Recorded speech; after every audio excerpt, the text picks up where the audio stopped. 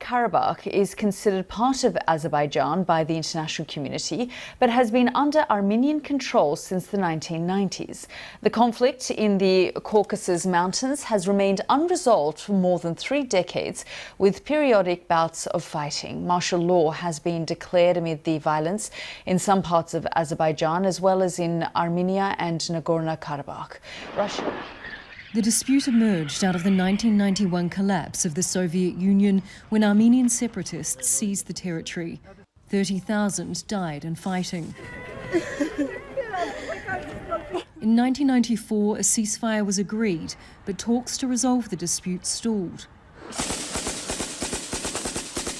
Nearly 2 decades later, tensions rose again in July, with the worst fighting since 2016. In the last year or so, the Armenian leader, Nikol Pashinyan, has been saying he no longer wants to negotiate according to the formula that people like me had been trying to bring together between Azerbaijan and Armenia. And he said Nagorno Karabakh is always going to be part of Armenia.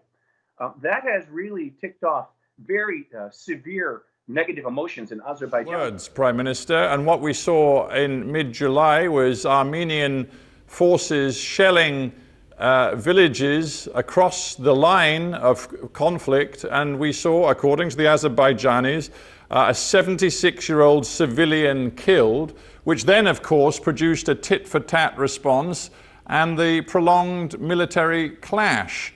I put it to you again that your policies do not appear to be designed to achieve peace. You say that the Azerbaijanis started it, and they, of course, say that you started it. And I dare say I'm not going to resolve that on Hard Talk today. But what is quite clear is that you, over months, have taken a series of provocative actions which have heightened tensions in Nagorno Karabakh. For example, why last year in August did you go to Stepanakert in Nagorno-Karabakh and make a speech saying Artsakh, which is what you call Nagorno-Karabakh, is Armenia, period, and then led a crowd in a chant, a nationalist chant of unification.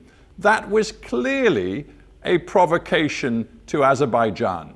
Prime Minister, it's not, to be honest with you, we can't go through thousands of years of your history. What we can do is address the realities of today. The UN General Assembly, as you well know, hang on. The UN General Assembly has adopted a resolution which quite clearly, quote, demands the immediate, complete, unconditional withdrawal of all Armenian forces from the occupied territories of the Republic of Azerbaijan. Now that's from the UN General Assembly.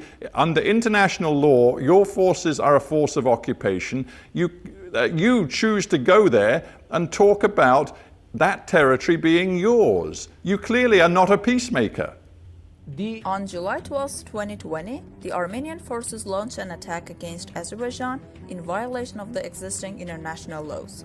The attack took place in the village of Tovuz with an effort to capture the strategically positioned lands. Although the attack was repelled in first 20 hours, 4 Azerbaijani soldiers lost their lives in the line of duty. On July 13th, in response to the attack, the Azerbaijani forces initiated a series of retaliatory attacks which led to the destruction of the Armenian military equipment. On July 14th, Armenia launched more strikes against Azerbaijan, killing 7 servicemen, including an army general and colonel. The Armenian strike also killed a 76-year-old civilian, Aziz Azizov, a resident of Agdam village. Unfortunately, this incident is not an unprecedented one. Since 1990s, Armenia has consistently resorted to brutality and violence, which led hundreds of innocent civilians lose their lives. Armenian troops keep ignoring the ceasefire agreement and continue to put the lives of civil people in danger, while Azerbaijan is, as always, ready to do anything to protect its people and territories. International community says that Azerbaijan's territories, including Nagorno-Karabakh region of Azerbaijan and 7 adjacent regions, have been occupied, and United Nations Security Council for that reason adopted 4 resolutions and calling for immediate, unconditional and full withdrawal of Armenian armed forces from the all occupied territories of Azerbaijan. Nagorno Karabakh is a landlocked region. Internationally, it's recognized as being part of Azerbaijan, whose main regional ally is Turkey. But ethnic Armenian forces control the region. Their backer is Armenia. Armenian or Armenian-backed forces control other land within Azerbaijan and around Nagorno Karabakh.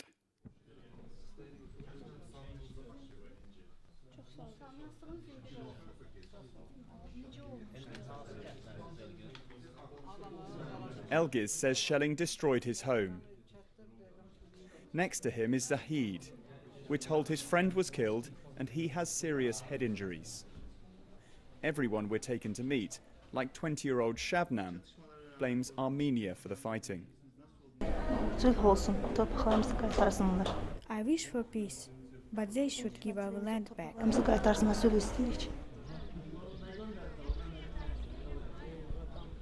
Armenian-backed forces control Nagorno-Karabakh, so conventional wisdom would say your government had most to gain from breaking the status quo and escalating the situation at the beginning of April. Yeah, no, actually it's not true. Recently, Armenian president declared that Armenia is switching from static defense to deterrent strategy, and they also publicly stated that Armenia could potentially preempt and take on preemptive attacks against Azerbaijani forces to capture new territories to guarantee the security of occupied territories. We were shown more damaged buildings and encountered a deep level of animosity towards Armenia. For 22 years there was an uneasy truce here, but these people know violence again, and a resolution without further bloodshed is unlikely. Tom Burridge, BBC News in Agdam, Azerbaijan. Prime Minister Pashinyan of Armenia a few months ago kind of threw everything in the air and said, you know what, we should start over from scratch and let's forget about all that's been agreed to date. So I think the problem right now really is that on the Armenian side, there's not a will to drive forward that negotiated framework. But I would say also that a year ago, Pashinyan was speaking far differently. He was saying that I think we can move forward. He and President Aliyev agreed on measures to reduce the level of tension and said we should prepare both of our populations for peace. And then he switched 180 degrees. And my guess, he's under a lot of pressure from Moscow. From Moscow, okay. Because, I mean, yeah, they have to have something powerful backing them in order to have that level of confidence, because already working against them is the fact that Nagorno Karabakh is an internationally recognized Azerbaijani territory that Armenia is actually seen as occupying. So why, I mean, do you think that kind of confidence they have now, even with Russian backing, should really be merited? I don't think they should be confident at all. And I think that Armenia has found itself in a really difficult situation right now, where by and large it's being blamed for having provoked this latest round of fighting. It doesn't have the military wherewithal to be able to defeat the Azerbaijani military on the battlefield. But 6 days before all this happened, a very influential member of the Russian parliament's lower house, the Duma, a guy named Konstantin Zatulin, who's the chairman of the Committee on CIS Affairs, he issued a strange warning saying that Armenia is the ally of Russia, and if any country attacks it, Russia will intervene with military force, using the forces that it has in its own bases inside Armenia. So there's something strange going on in Moscow behind this. And my guess is Pashinyan just can't consolidate his strength, and Russia would like to keep everybody off balance. It's a dangerous game, though. Right, and when you say that Russia would like to keep everybody off balance, we're talking about the macro level here then, because we've seen Turkey come out in full support of the government in Azerbaijan, then hearing Russia provoke Armenia, just the same as we've seen Russia and Turkey at odds in some other geopolitical areas right now. Yeah, Andre, you are right on target. I mean, in my experience, for almost 20 years, I'd worked on the Nagorno Karabakh conflict, and never had there been a situation where there was such a blatant support of Russia for Armenia, as Duma Deputy Zatulin said, but also never had Turkey been close to being brought into the conflict on Azerbaijan's side. I mean, Turkey always supported Azerbaijan, and as Minister Akar said in the clip before this interview, the idea is that Turkey and Azerbaijan constitute one nation and two states. But throughout all the last almost 30 years of negotiations, Turkey has never participated in an active way. So something is changing.